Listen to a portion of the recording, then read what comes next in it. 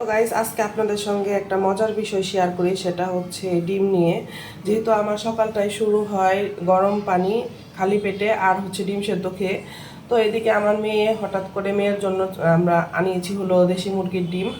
তো আমার মেয়ে কালকে হঠাৎ করে বলতেছিল এই ডিমগুলা ছোট কেন। তো আমি ওকে বলছি যে তোর বাবা হচ্ছে বড় লোক, এই জন্য তোর বাবারগুলা বড় ডিম, আর তুই হচ্ছিস ছোট লোক, এই জন্য তোর জন্য ছোট ডিম।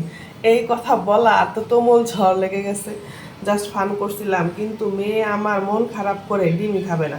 পরে অনেক কিছু বুঝাইলাম, বুঝানোর পরে বললাম যে না, এটা হচ্ছে দেশি মুরগি, তুমি হচ্ছে আমাদের ঘরের সবচেয়ে রিয়েল সদস্য, তুমি হচ্ছে আমাদের ঘরের, মানে প্রায়োরিটিটা তোমার বেশি, তো তোমার জন্য হচ্ছে ছোট ডিম। আর ছোট ডিম খেলে, দেশি ডিম খেলে তোমার অনেক শক্তি হবে, পুষ্টি হবে, এই জন্য। আর তোমার বাবার এত পুষ্টি দরকার নেই, আমাদেরও দরকার নেই, তো আমাদের জন্য এটা।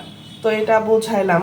তো এরকম উল্টাপাল্টা জ্ঞান বুদ্ধি কার মাথায় আছে, কি এরকম বাচ্চাদেরকে বুঝান আর বাচ্চাদের সাথে শয়তানি করেন। আমি তো শয়তানি বেশি করি। তো এই হচ্ছে আমার অবস্থা। তো সকাল সকাল ডিম খেয়ে নিব। তো গুড মর্নিং গাইস,